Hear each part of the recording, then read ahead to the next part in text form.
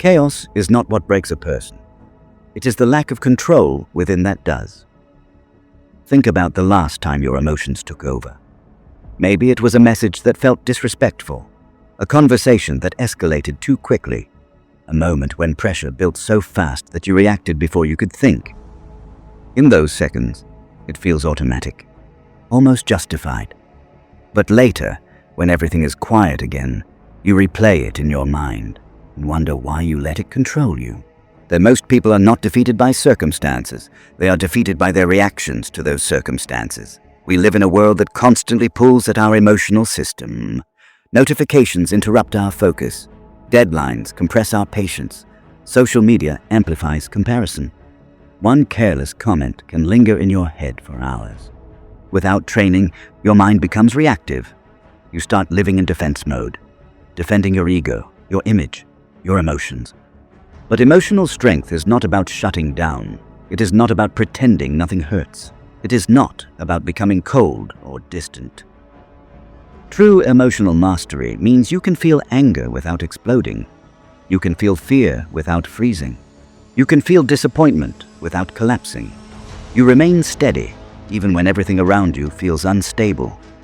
There was a time in my own life when I thought being strong meant speaking louder, reacting faster, proving my point. During an important discussion at work, a single critical remark shifted my entire state. My heartbeat rose, my focus narrowed, and instead of responding with clarity, I responded with pride. The conversation changed direction. The opportunity quietly slipped away, not because I lacked skill, not because I lacked preparation, but because I lacked control over my emotional response. That moment forced me to confront something uncomfortable. Intelligence is not enough. Talent is not enough. Hard work is not enough. If you cannot regulate your emotions, you will sabotage your own potential. And I've seen this pattern not only in myself, but in friends, colleagues, even family members. A close friend once nearly destroyed a relationship because every disagreement felt like a personal attack. It wasn't the conflict that damaged the bond. It was the uncontrolled reaction.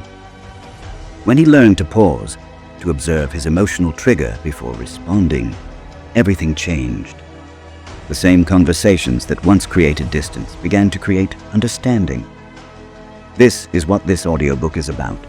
Over the next hour, you will learn how to recognize your emotional triggers, build space between feeling and reaction, rewrite the internal stories that intensify pain, stay calm under pressure, protect your energy from negativity, transform setbacks into strength, and develop emotional discipline in your relationships.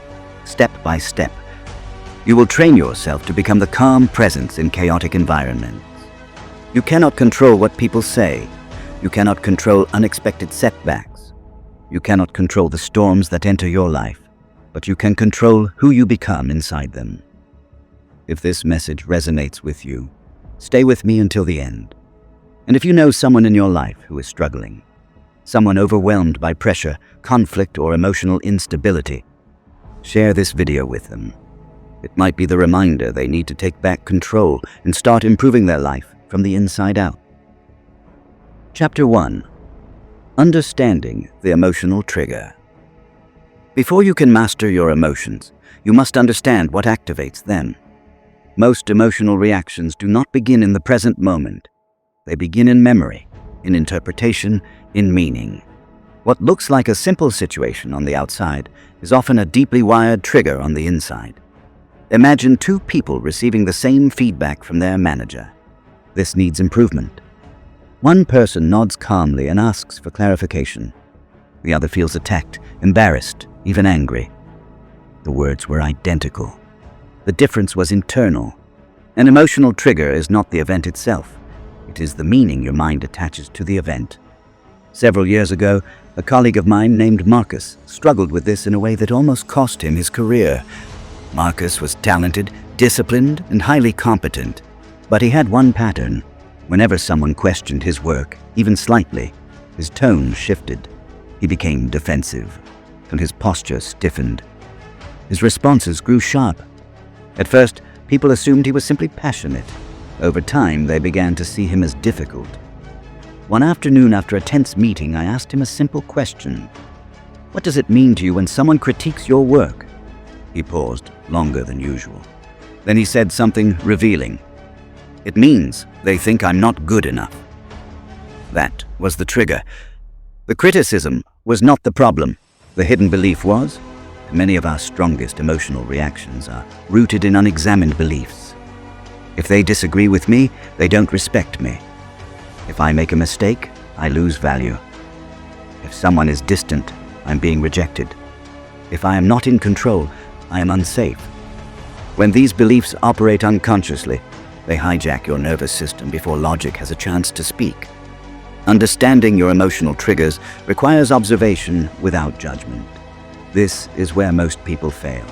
And instead of observing their reaction, they justify it, they defend it, they label it as personality. But awareness is not self-criticism, it is self-clarity. There is a small but powerful exercise I once shared with a friend who often lost patience with his family. His trigger was feeling ignored. When conversations overlapped at the dinner table, he felt invisible. And when he felt invisible, he became louder. When he became louder, the room grew tense. And I asked him to try something simple for 1 week. Every time he felt irritation rise, he would silently complete this sentence in his mind. I'm feeling aguas because I believe as. The first evening, he caught himself mid-reaction. I'm feeling angry because I believe they don't care about what I'm saying. That awareness alone softened his tone. The belief was exposed, and once exposed, it lost some of its control. Some emotional triggers often fall into predictable categories: the need for validation, the fear of rejection, the desire for control, the sensitivity to disrespect, the intolerance of uncertainty. When any of these are activated, your body responds before your mind fully understands what is happening. Your heart rate shifts, your breathing changes. Muscles tighten. This is not weakness, it is biology. But biology is not destiny. One of the most effective ways to weaken a trigger is to map it. And for the next few days, begin noticing moments when your emotional state shifts abruptly. Do not try to change the reaction yet. Simply study it. Ask yourself, what exactly happened? What did I feel in my body? What thought appeared instantly? What did I believe about that moment? You may discover patterns you never noticed before.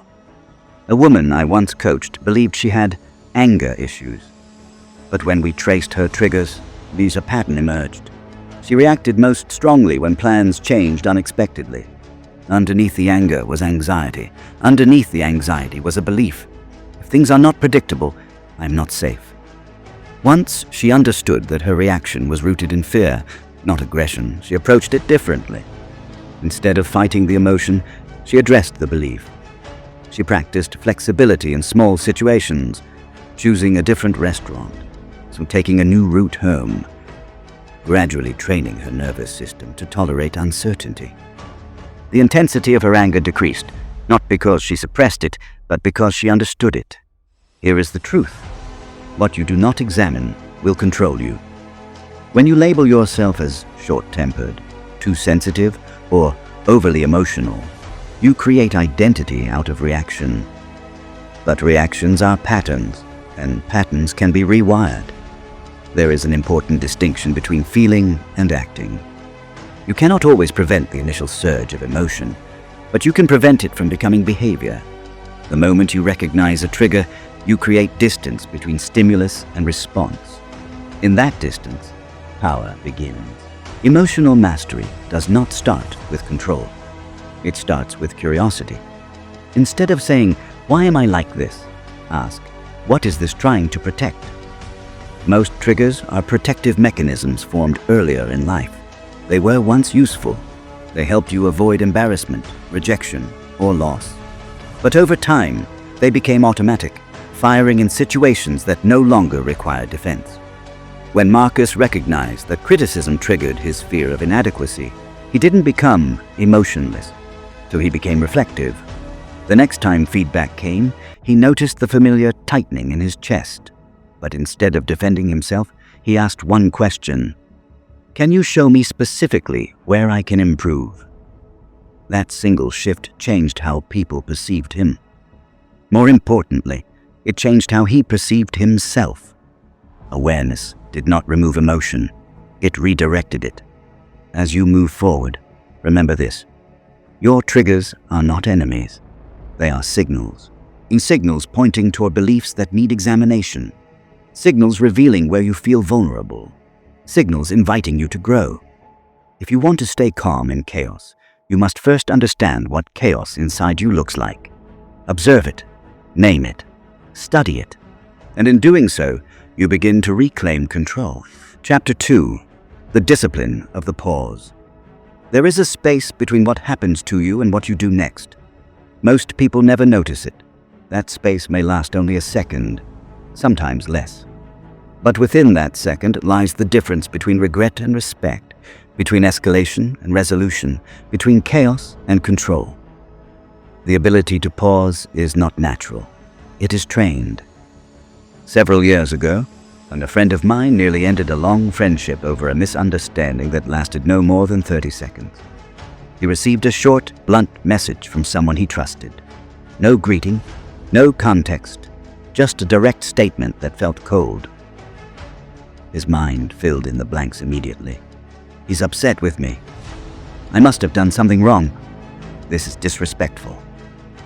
Within minutes, he typed a long, defensive reply. Before pressing send, something unusual happened. His phone battery died. Annoyed, only tossed the phone aside and left to run an errand. By the time he returned home and charged it, the emotional intensity had dropped.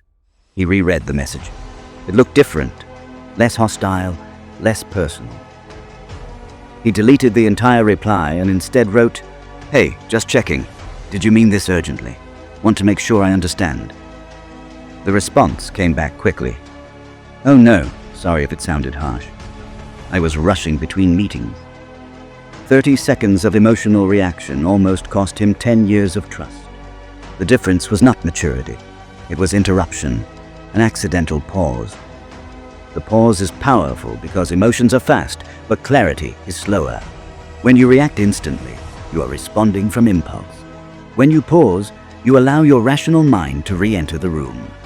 In high-pressure environments, this skill becomes even more critical. A former manager I worked with had an unusual habit. Now, whenever a meeting became tense and voices began to overlap, he would lean back in his chair and take a sip of water before speaking. It seemed small, almost insignificant, but that tiny ritual created a visible reset. The room would slow down. People would recalibrate. One day I asked him why he always did that. He smiled and said, "If I speak at the speed of emotion, I lose authority. If I speak at the speed of thought, I lead." That is the discipline of the pause. Pausing is not weakness. It is containment. When you pause, you send a message, both to others and to yourself, that you are not controlled by urgency. You are not pressured into reaction. You choose your timing. There are practical ways to build this skill. First, slow your physiology. The body and the mind are connected. When your breathing is shallow and rapid, your thoughts mirror that state. A deliberate inhale through the nose for 4 seconds, a brief hold, and a controlled exhale for 6 seconds can stabilize your nervous system within moments. You're not calming the situation. You are calming your system. Second, introduce a question before a response. Questions create space. Instead of defending immediately, ask, "Can you clarify what you mean?" Or, "Help me understand your concern." Questions shift the interaction from confrontation to exploration. Third, delay digital reactions. Messages and emails create artificial urgency, so you feel compelled to reply instantly. But urgency is rarely real. Give yourself structured delay, 10 minutes, 30 minutes, sometimes a full day. Most emotional messages lose intensity with time, and what loses intensity loses control. A colleague once adopted a simple rule: never respond to criticism after 9 p.m. He noticed that late-night replies were often sharper, more reactive, and less thoughtful. By postponing responses until morning, he preserved both professionalism and peace. Name the pause also protects relationships. In close relationships, emotional speed is often highest. You know each other's sensitivities. You know which words land hardest. This makes the pause even more valuable. A woman I know transformed her marriage with one adjustment. Whenever an argument began escalating, she would say calmly, "I need 5 minutes." Not to withdraw, not to punish, but to regulate. She would step outside, breathe, and return with steadiness. The arguments did not disappear, but they stopped becoming destructive. Without the pause, emotion escalates. With the pause, emotion stabilizes. There is an important distinction here. Pausing is not suppressing. Suppression pushes emotion inward, where it builds pressure. Pausing allows emotion to settle before expression. It creates timing without denial. If you observe highly composed individuals, surgeons, pilots, elite negotiators, you will notice something consistent. They do not rush their responses. Even in urgency, saying their movements appear measured. This is not because they feel less. It is because they have trained themselves to insert space before action. The world often rewards speed. Quick replies, instant reactions, immediate opinions, but emotional mastery rewards restraint.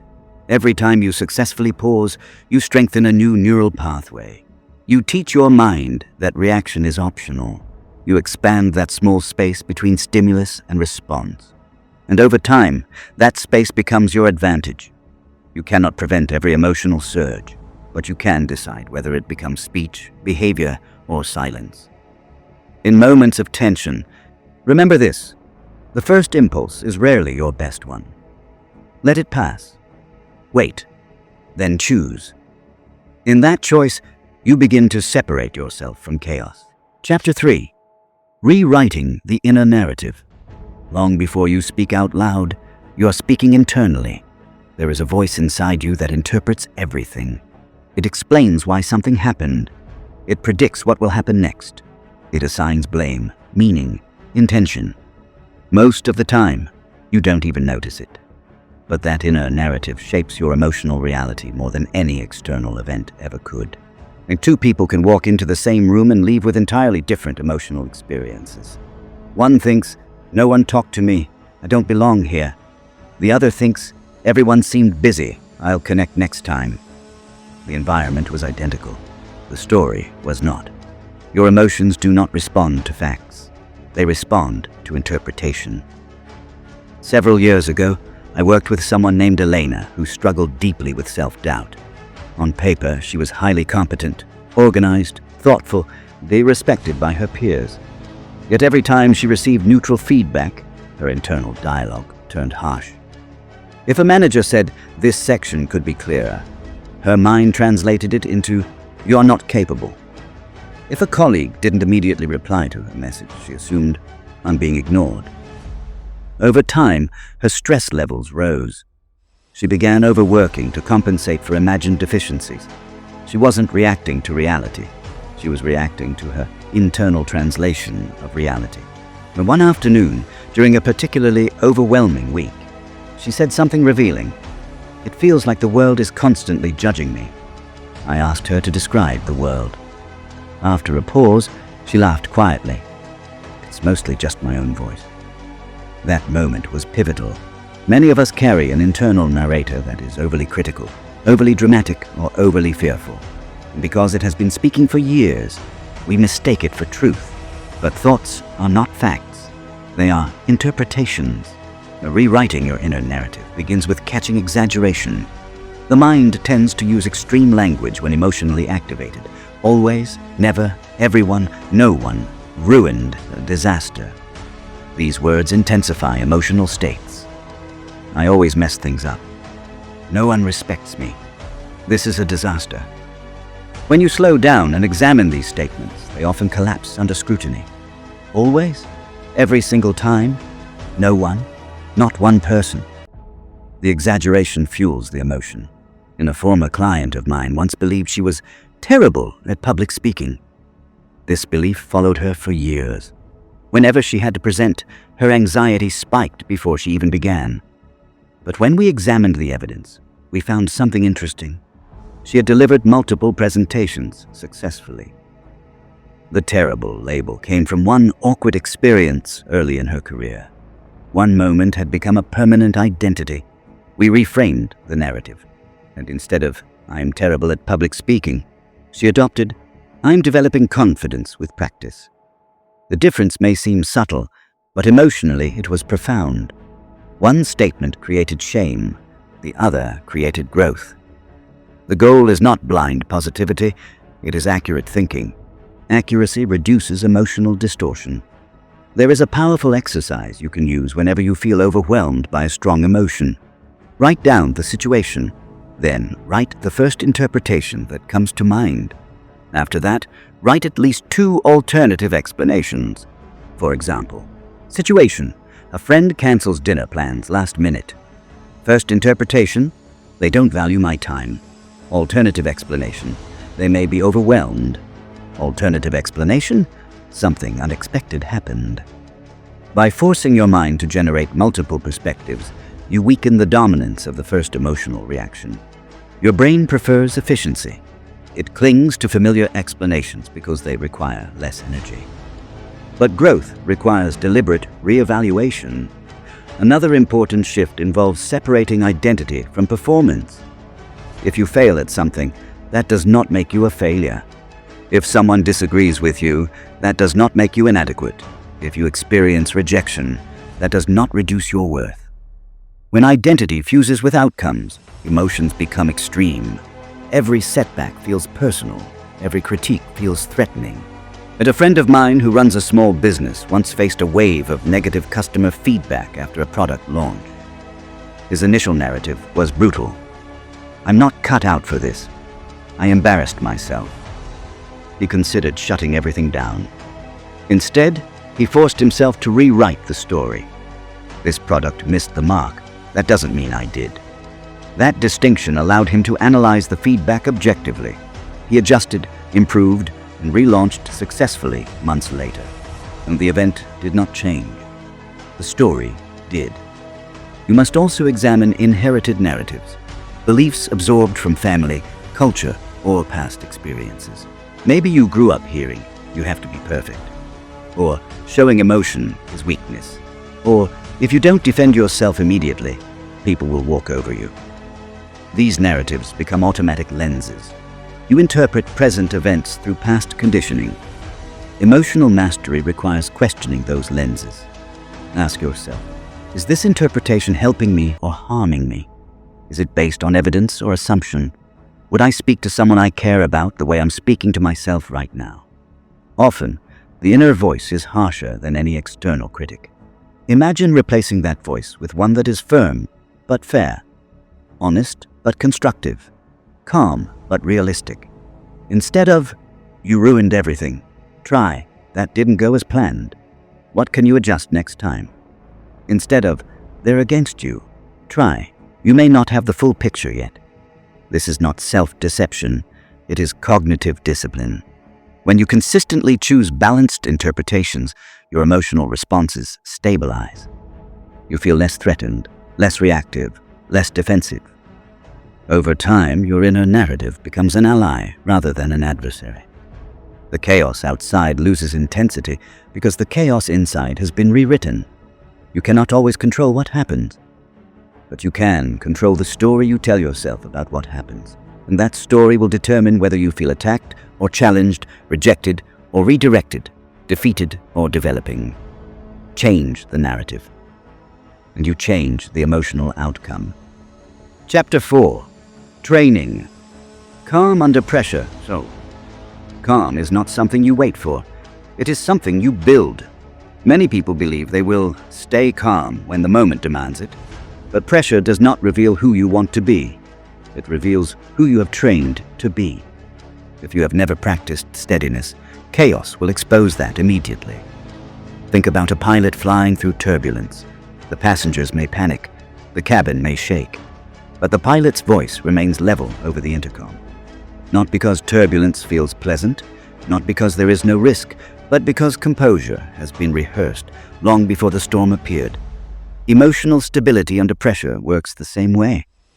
A former colleague of mine, David, used to freeze during high-stakes presentations.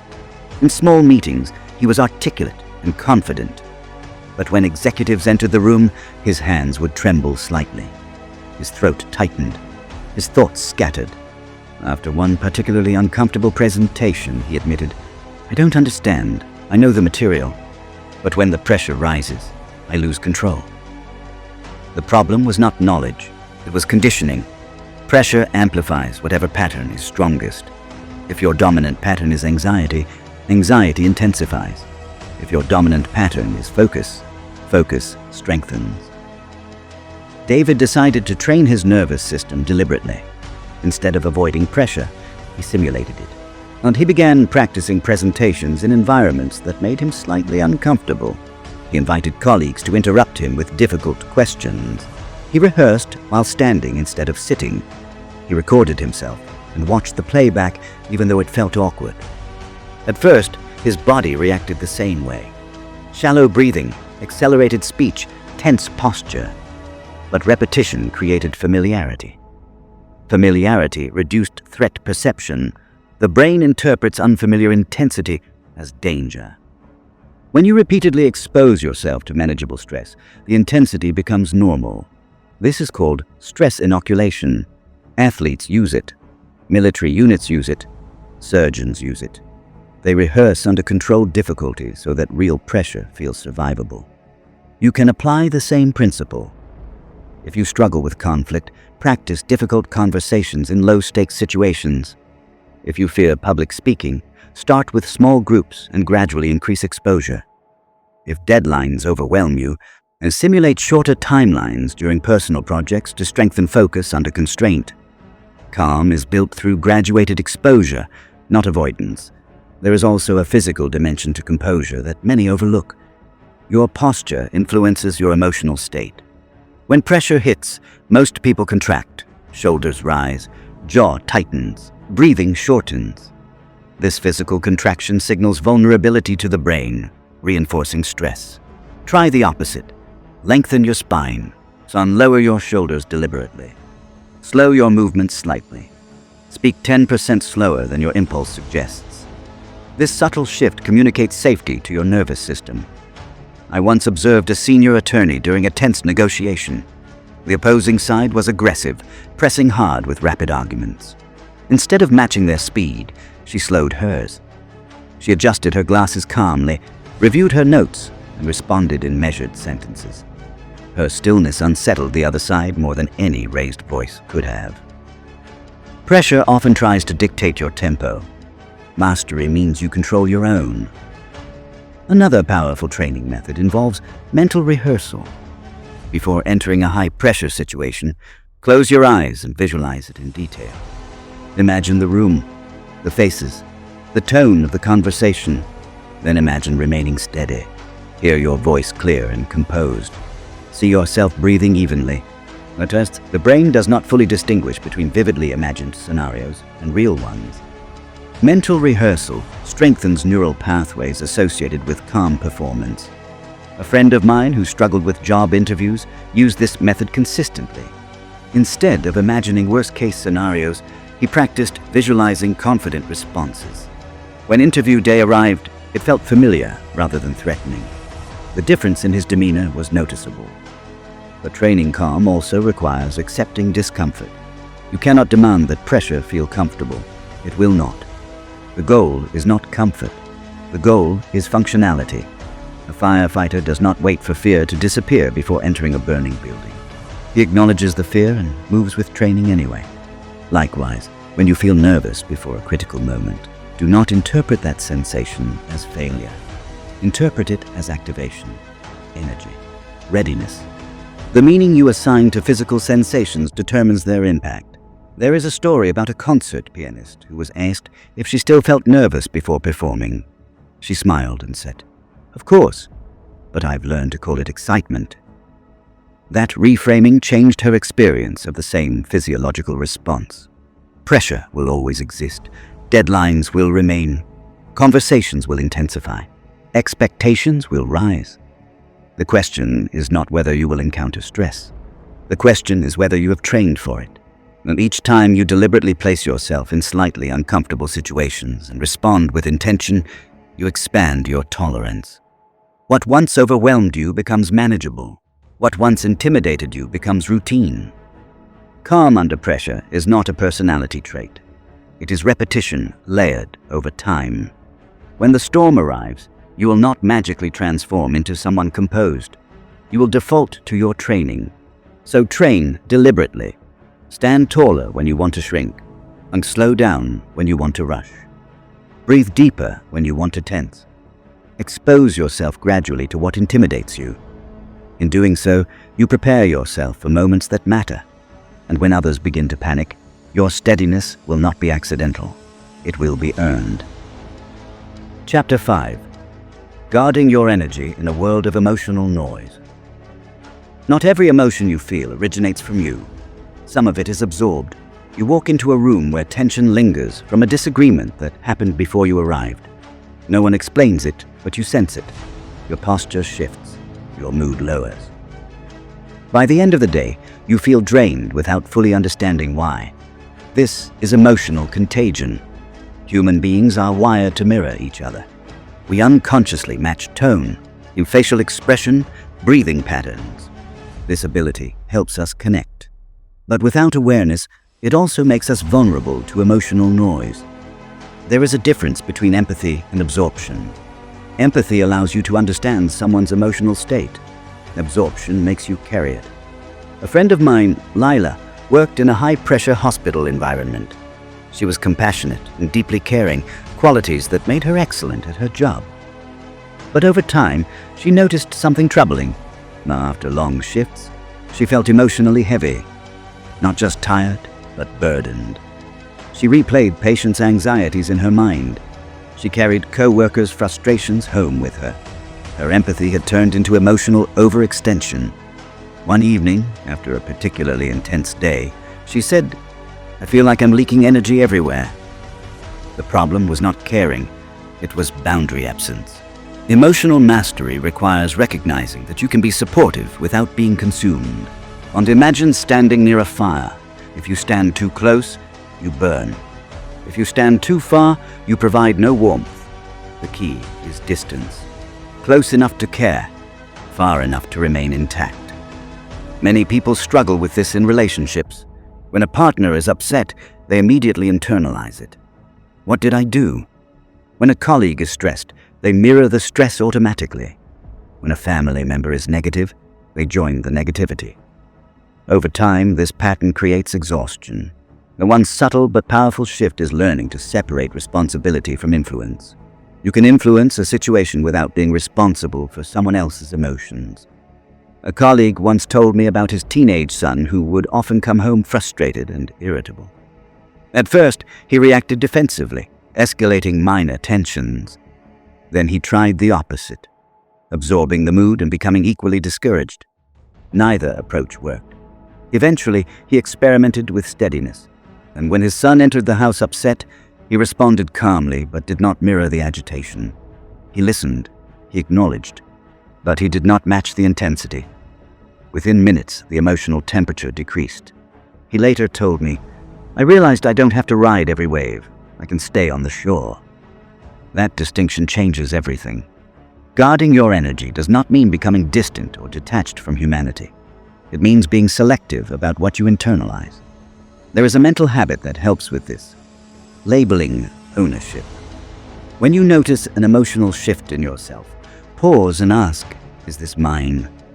If you are calm before entering a conversation and suddenly feel irritated or anxious, consider the possibility that you are mirroring someone else's state. This question alone can prevent unnecessary emotional spirals. Another useful tool is intentional decompression. High-intensity environments require structured release. Without it, that accumulated emotional residue lingers. A former mentor of mine had a ritual at the end of each workday. Before entering his home, he sat in his car for 3 minutes in silence. No phone, no music, just stillness. He used that time to mentally separate work from personal life. He once explained, "If I don't close the door intentionally, the office walks into my living room." Simple rituals create psychological boundaries. Physical boundaries matter too. constant exposure to news cycles, there's social media outrage, and online arguments creates a background hum of agitation. Even if you are not directly involved, your nervous system absorbs the tension. Limiting exposure is not ignorance. It is strategic conservation. Ask yourself honestly, how much emotional noise are you consuming daily? The modern world monetizes attention, and emotional intensity captures attention quickly. Outrage spreads faster than calm. Drama spreads faster than nuance. So if you feed your mind constant volatility, your baseline emotional state will shift upward toward tension. Guarding your energy means curating your inputs. There is also power in silence. Not every comment requires a reply. Not every provocation deserves engagement. Not every debate is worth your peace. A senior executive I once observed had a remarkable habit during contentious meetings. When a participant tried to provoke him with subtle insults, he would simply nod and move on. No defensive clarification, no counterattack, just composure. Afterward, someone asked him why he didn't respond. He answered, "I don't compete for chaos." That sentence stayed with me. When you engage every emotional stimulus, you surrender control of your internal state to external randomness. Selective engagement preserves clarity. It also signals strength. People sense when you are not easily destabilized. They may test it at first, but over time, consistent steadiness changes how others approach you. You become a grounding presence rather than a reactive participant. Guarding your energy also involves protecting your internal dialogue when surrounded by negativity. In workplaces or families where criticism dominates, it is easy to internalize that tone. If everyone complains, you begin to see problems everywhere. If everyone doubts, your confidence erodes subtly. Be mindful of conversational environments. Ask, does this space elevate my thinking or shrink it? Fans, you may not always have the power to change your environment immediately, but you can limit how deeply it penetrates your identity. Visualization can assist here. Before entering emotionally charged environments, imagine yourself surrounded by a transparent boundary. Not a wall, but a filter. Words can pass through, but only constructive information remains. The rest dissipates. It may sound simple, but the brain responds to symbolic imagery. Lila, the nurse who felt emotionally drained, had eventually adopted several practices. She limited how often she replayed conversations mentally. She developed a brief breathing ritual between patient visits, and most importantly, she reminded herself daily, compassion does not require self-sacrifice. Within months, her exhaustion decreased. She was still empathetic, but she was no longer absorbing every emotional weight she encountered. The world will always produce noise. Some days it will be loud, some days subtle. Once your task is not to eliminate it. That is impossible. Your task is to remain sovereign within it. Care deeply, listen attentively, support wisely. But remember, you are not required to carry what does not belong to you. Protect your energy with intention, because when your inner state remains steady, you do not just survive chaos, you stand above it. Chapter 6. Turning pain into power. Pain is unavoidable. Disappointment will visit you. Rejection will find you. Failure will interrupt you. No one builds a meaningful life without encountering resistance. But pain itself is not the enemy. Unprocessed pain is. When discomfort is ignored, it turns into bitterness. When it is denied, it turns into resentment. When it is personalized, it turns into shame. But when it is examined, it becomes instruction. Or there is a quiet strength in people who have suffered and grown wiser instead of harder. I once knew a man named Aaron who applied for a leadership role he had worked toward for nearly 5 years. He sacrificed weekends, volunteered for extra responsibility, and trained relentlessly. When the promotion was announced, someone else's name was called. He smiled publicly, congratulated the winner, but privately, he was devastated. For weeks, he replayed the decision in his mind. "Sir, they overlooked me. They don't value my effort. Maybe I'm not as capable as I thought." He had two options. Option 1, withdraw emotionally, reduce effort, and let disappointment define him. Option 2, Treat the pain as data. After sitting with the discomfort long enough to feel it honestly, he scheduled a meeting with his supervisor. Instead of asking, "Why didn't I get it?" he asked, "What skills do I need to develop to be undeniable next time?" The feedback was direct but fair. He lacked experience managing conflict at scale. He had technical competence, but not enough cross-team visibility. The rejection was not a verdict. It was information. Over the next year, he volunteered to lead difficult projects. He initiated collaboration across departments. He intentionally stepped into uncomfortable territory. When another opportunity arose, he was not just prepared, he was transformed. The pain had shaped him rather than shrunk him. Most people want relief from discomfort immediately. They distract themselves, blame others, or search for validation. But growth requires tolerating discomfort long enough to extract meaning from it. Pain carries a question inside it. What is this teaching me? Sometimes the lesson is skill-based. Sometimes it is about boundaries. Sometimes it reveals misplaced expectations. A close friend once ended a long-term relationship that she believed would lead to marriage. When it collapsed, so she felt betrayed and confused. Her initial reaction was self-criticism. I wasted years. I should have seen the signs. Instead of rushing into another relationship to numb the emptiness, she paused her romantic life entirely. She journaled daily. She asked herself uncomfortable questions. Why did I ignore red flags? Why did I compromise my values? What patterns did I repeat? Over time, she realized something profound. She had been afraid of being alone, so she tolerated incompatibility. And the breakup was painful, but it revealed a deeper insecurity that needed attention. 2 years later, she entered a healthier relationship. Not because luck changed, but because she changed. Pain had illuminated a blind spot. This is the difference between reactive suffering and intentional growth. Reactive suffering asks, "Why is this happening to me?" Intentional growth asks, "How can this shape me?" The shift is subtle but powerful. There is also strength in recognizing that emotional pain builds resilience when processed properly. Consider physical training. Muscles grow through controlled stress and recovery. Without resistance, there is no development, but uncontrolled strain leads to injury. The same principle applies emotionally. If you avoid all discomfort, your emotional tolerance remains fragile. If you overwhelm yourself without reflection, you burn out. The key is deliberate processing. After any significant setback, give yourself structured reflection time. Ask, what part of this was within my control? What part was not?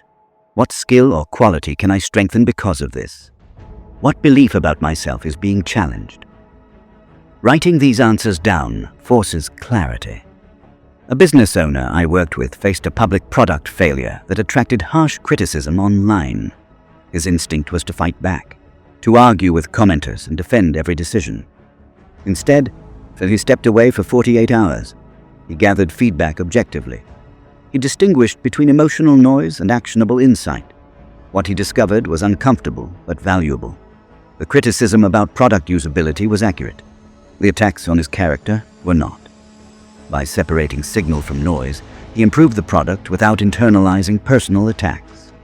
Pain becomes power when you extract lessons without absorbing identity damage. And there is another layer to this: gratitude for adversity. Not gratitude in a superficial sense, but recognition that challenges often accelerate growth more than comfort ever could. Think about a time when you were stretched beyond your limits. At the time, it likely felt unfair. Yet looking back, you may see how that period expanded your capability. Comfort maintains. Pressure refines. This does not mean you should seek suffering recklessly. But when it arrives, and it will, meet it with curiosity rather than collapse. Your future strength is often hidden inside your present frustration. Aaron once told me something after finally stepping into his leadership role. If I had gotten the job the first time, I wouldn't have been ready for it. Rejection forced preparation. Disappointment forced expansion. Loss forced introspection. Pain, when faced directly, becomes fuel. But there is a warning here. Do not romanticize suffering. Not every painful event contains a dramatic life lesson. Some experiences simply hurt. Allow yourself to feel that honestly. Emotional mastery does not require pretending that loss feels good. It requires refusing to let loss define your identity. You are not your worst day. You are not your last mistake. You are not the rejection letter, the failed attempt, or the criticism. You are the person who decides what to do next. When something breaks in your life, a plan, a relationship, a goal, you stand at a crossroads. You can shrink or you can expand. Turning pain into power is not about toughness. It is about transformation. Feel the disappointment fully. Extract the lesson carefully. Apply the adjustment intentionally. And then move forward stronger than before. Because every setback carries potential energy. The question is whether you will let it weigh you down or propel you upward. Chapter 7. Emotional discipline in relationships. It is easy to appear emotionally strong when you're alone. The real test begins when other people are involved. Relationships expose your sensitivities. They reveal impatience you didn't know you had. They uncover expectations you never articulated. In isolation, you may feel calm and centered. In connection, especially close connection, your emotional patterns surface quickly. Emotional discipline in relationships is not about control over others. It is about control over your own reactions when closeness intensifies vulnerability. The closer someone is to you, the more power they have to trigger you. A small comment from a stranger rarely lingers. The same comment from a partner, sibling, or close friend can echo for hours. Why? Because attachment amplifies meaning. I once observed this dynamic in a couple I knew well. Says they had been together for years and genuinely cared about each other. Yet their arguments followed a predictable pattern. One would raise a concern, the other would interpret it as criticism. Tone would shift, voices would rise. The original issue, often minor, would disappear beneath defensive reactions. After one particularly heated disagreement, they sat down and dissected what had happened, and the initial complaint had been simple. I feel like you've been distracted lately. But what was heard internally was very different. You're failing me. The emotional escalation wasn't caused by the words spoken, it was driven by the meaning assigned. Emotional discipline in relationships begins with accurate listening, not listening to defend, not listening to respond, but listening to understand. There is a powerful practice that transformed the way they communicate. And whenever tension began to rise, one person would repeat back what they heard before replying. For example, "So what you're saying is that you've felt less connected this week, is that right?" This slowed the interaction dramatically. It reduced misinterpretation. It signaled care instead of combat. Most relational conflict is not about major betrayals. It is about minor misunderstandings compounded by emotional speed. Another critical skill is regulating tone. Words carry meaning, but tone carries emotion. A neutral sentence delivered sharply becomes hostile. The same sentence delivered calmly becomes constructive. A colleague once told me that during a difficult period in his marriage, he realized something uncomfortable. His content was reasonable, but his tone was abrasive. He recorded a conversation during an argument, with permission, and later listened to it alone. Hearing his own sharpness shocked him. He said, "I sounded like I was cross-examining, not connecting." From that point forward, he practiced lowering his volume intentionally during disagreements. It felt unnatural at first, but over time, his calmer tone de-escalated conflicts before they intensified. Emotional discipline also requires managing assumptions. In relationships, we often assume intent without verification. If someone forgets something important, we assume they don't care. If they need space, we assume rejection. If they disagree, we assume disrespect. An assumption fuels insecurity. Clarification reduces it. There is strength in asking direct but calm questions. "When you said that, what did you mean?" Or, "Help me understand what you're feeling." Clarity prevents unnecessary emotional narratives from taking over. Boundaries are another essential component. Emotional discipline does not mean tolerating harmful behavior indefinitely. It means responding with steadiness rather than explosion. And a friend once worked with a colleague who consistently spoke dismissively in meetings. Instead of confronting him aggressively or silently resenting him, she chose a measured approach. After a meeting, she privately said, "When my ideas are interrupted, it makes collaboration difficult. I'd appreciate finishing my thoughts." Her tone was calm. Her message was clear. No sarcasm, no accusation. The behavior improved. Sometimes discipline is expressed not through restraint, but through composed assertion. There is also value in timing. Attempting to resolve emotionally charged issues when either person is exhausted or overwhelmed rarely ends well. Emotional discipline includes recognizing when to pause discussions and return to them later. A simple phrase like, "I want to talk about this when we're both clear-headed," can prevent damage. Relationships thrive on safety. Safety is built when people feel heard, respected, and not attacked for vulnerability. And if someone expresses fear or insecurity and you respond with dismissal or ridicule, trust weakens. If you respond with steadiness, trust strengthens. This does not require perfection, it requires awareness. Another subtle but powerful habit involves appreciation. In emotionally charged environments, the mind often scans for problems. This creates imbalance. Make it a discipline to articulate appreciation regularly. Not dramatically, but consistently. "I appreciate how you handled that. Thank you for being patient earlier. I noticed the effort you made." These acknowledgments create emotional deposits that buffer inevitable disagreements. There is a story about a seasoned mediator who resolved conflicts for decades. And when asked what the most important factor in preserving relationships was, he answered, "Respect under tension." Anyone can be kind when everything is easy. Respect during disagreement is rare. It signals maturity. Emotional discipline in relationships also means recognizing when silence is wiser than escalation. Not every flawed comment requires correction. Not every small irritation requires confrontation. Discernment matters. Ask yourself, is this about ego or is this about health? And if it is ego, let it go. If it is health, address it calmly. The strongest relationships are not those without conflict. They are those where conflict does not erode dignity. You will disappoint people at times. They will disappoint you. Miscommunication will occur. Stress will intrude. But when emotional discipline becomes a shared standard, relationships deepen instead of fracture. You begin to see disagreement as dialogue, not danger. Connection does not require constant agreement. It requires emotional regulation.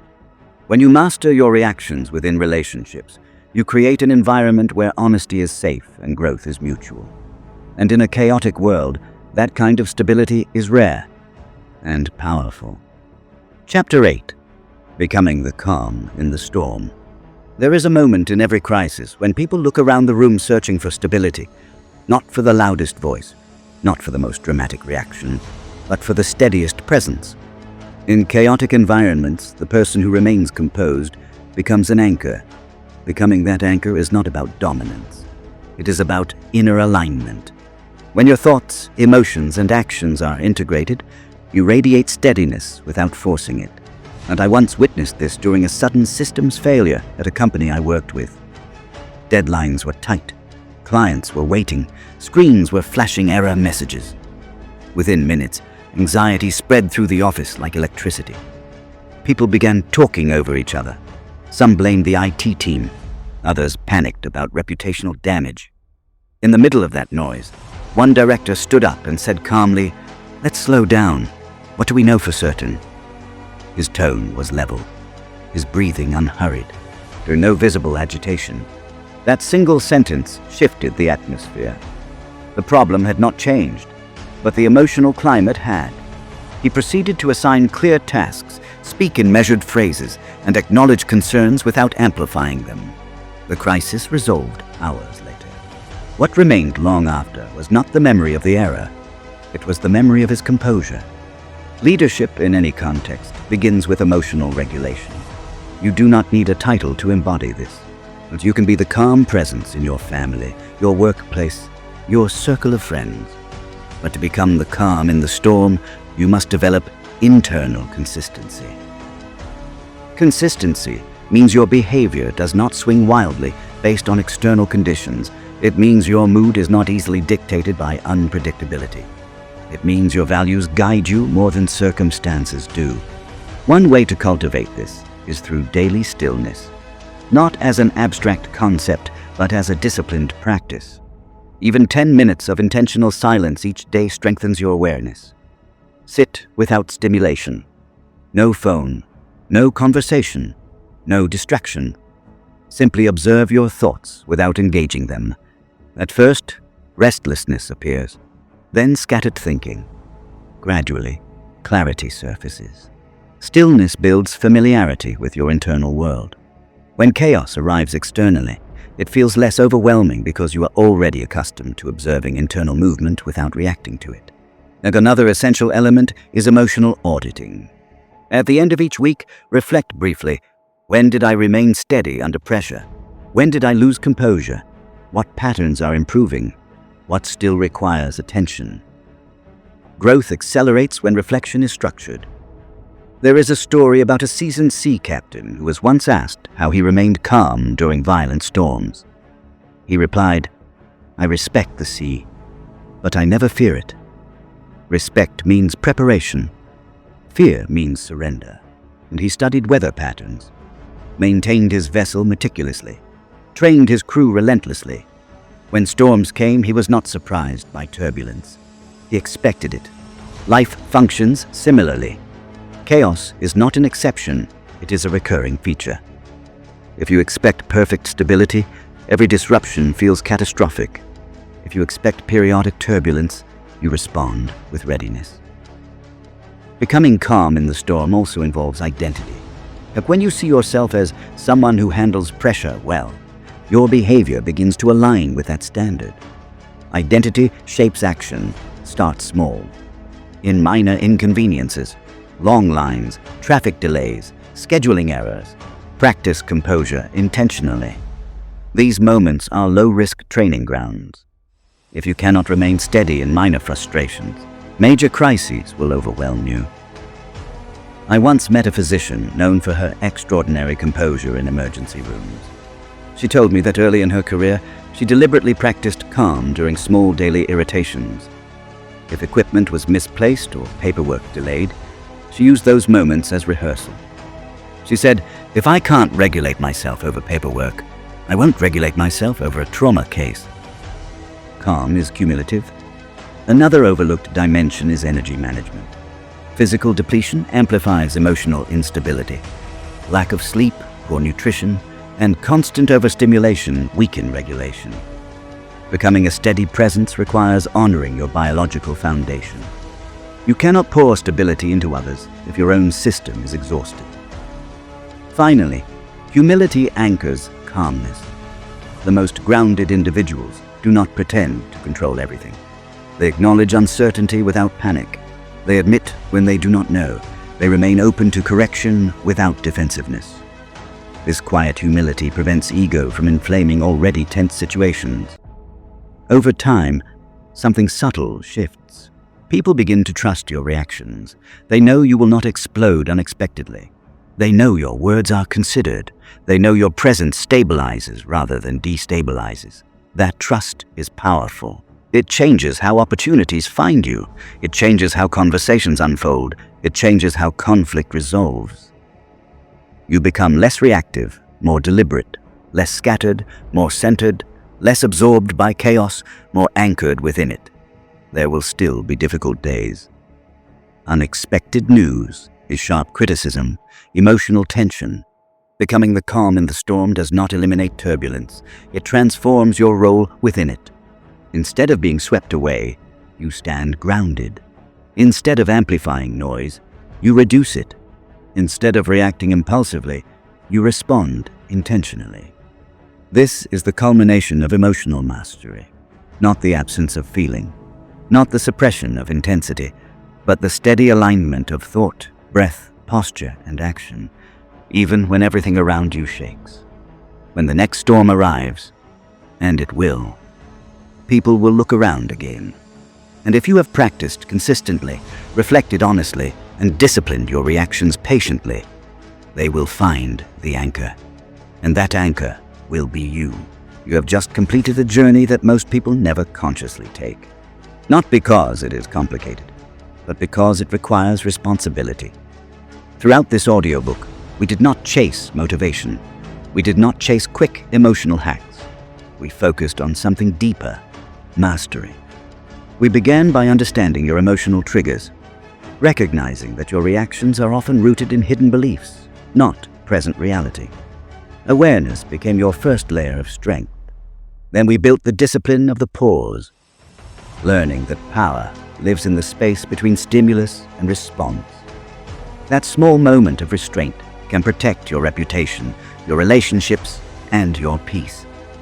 You learned how to rewrite your inner narrative, to challenge exaggerated thinking, to separate identity from temporary outcomes, and to replace distortion with clarity.